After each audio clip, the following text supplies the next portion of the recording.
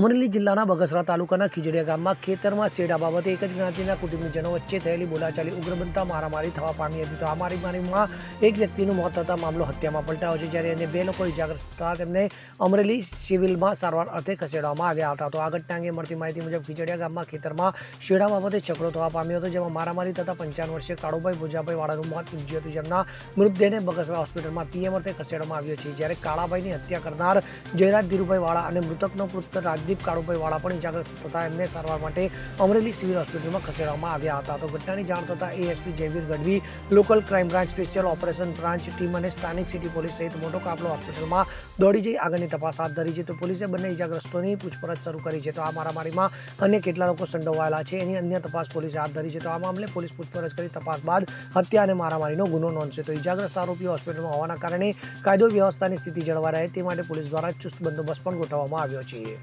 અશોક મણવર સાથે CN24 news Amreli. હવે જુઓ દેશ દુનિયાની તમામ ખબરો તમારી આંગળીના ટેરવે. ઉઠાવો મોબાઈલ અને Google Play Store પરથી ડાઉનલોડ કરો અમારી CN24 ન્યૂઝ મોબાઈલ એપ.